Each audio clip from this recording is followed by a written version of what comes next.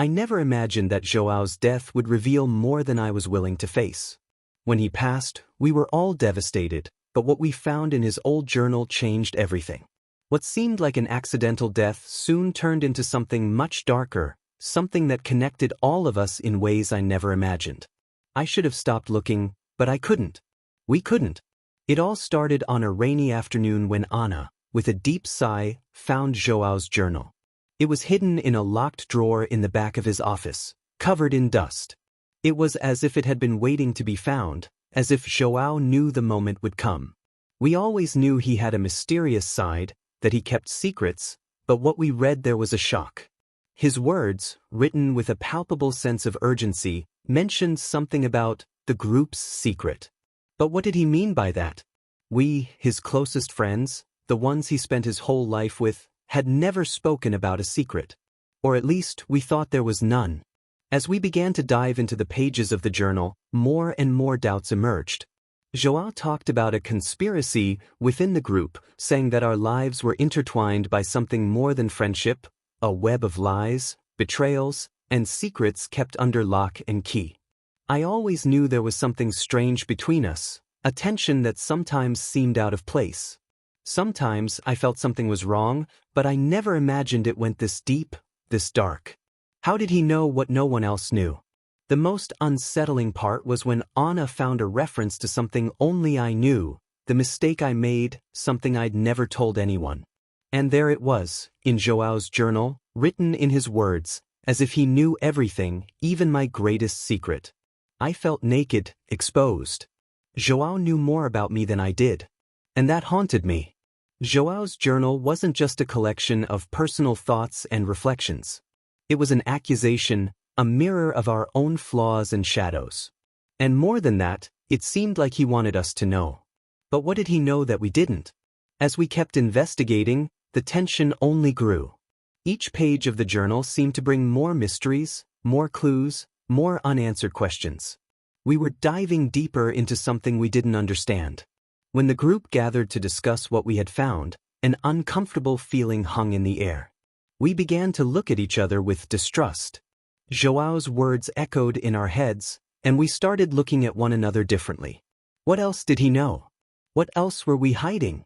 Carlos, the most cautious of us all, was the first to suggest that the journal was manipulating us, that maybe João was trying to make us feel guilty, to dig up something that should have been left in the past. But something told me there was more. Something was about to happen. And deep down we all knew it. I began to realize that the truth was closer to us than we had imagined. But what were we supposed to do with it? Then something strange happened. One night when we were at Anna's house, the lights started flickering, and a faint, almost inaudible sound began echoing through the hallways. Something was watching us. But that wasn't all. As we started investigating the sound, we found a new clue, a number written in faded red ink on the wall. The number 13. It was the date João had marked for his death. João's journal, seemingly harmless, was guiding us down a path that was becoming darker, and the fear that our own story was about to be rewritten, turned upside down, was becoming real. But the most unsettling thing of all was that, after discovering the reference to the number 13, something we had been trying to ignore, it began to become clear, we were being watched. People around us started acting strangely. The building's doorman, who had never spoken to anyone, began to look at us with an unsettling intensity. And Anna's neighbor, Mrs. Marta, who had always been kind, was now spying on us through the window, with a smile that didn't seem natural. Something was being orchestrated, but what? And then, finally, the twist. A letter hidden behind the last page of the journal revealed something no one could have imagined. The true reason behind João's death wasn't what we thought. He had discovered something about one of us that threatened to destroy all of our lives. And over the course of his investigation, he found out that we were all involved in some way. He knew the secret was about to be exposed, and that's why he tried to protect us. But instead of saving us, he became a victim. And now we were next. But who was responsible? Who within our group was willing to go this far to keep the secrets buried? At every moment, the weight of the discovery seemed unbearable. Each one of us had something to lose. and we were all being dragged into an abyss from which we could never escape. Time was running out. However, the final revelation didn't come from the outside. It came from within our own circle.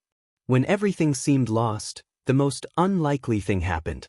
Anna, who had always been the most reserved, revealed a shocking truth. She was involved in João's death. Not directly, but in a way no one could have imagined. She had manipulated the circumstances that led to his death, fearing he would reveal the truth about what she had done. The darkest secret was with her all along. And now, she was willing to do anything to make sure it was never discovered. With João's journal now closed before me, the truth was clear, but there was no peace. What we had wanted to understand was revealed relentlessly, but the pain and guilt we felt could not be erased. João, with his untimely death, forced us to face our own mistakes and flaws. And what we discovered wasn't just the end of his life, but the end of any illusion we had about our own morality. The journal, which now seemed like an echo of his presence, became an insurmountable weight. There was no turning back. The secrets, so carefully kept for years, were now exposed, and ultimately, they had not freed anyone. They had condemned us. What we did with João's words and the secrets revealed was inevitable. The weight of guilt caused us to drift apart.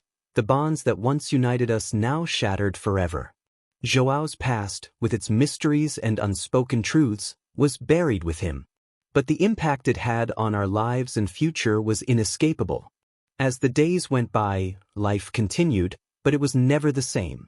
We were forced to live with what we now knew, with what we had done and what we had lost.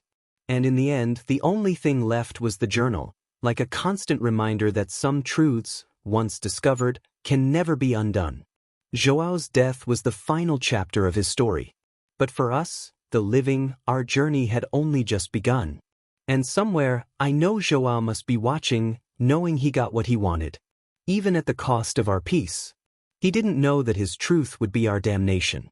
But perhaps that was exactly what he wanted, that we would never forget the weight of what's buried.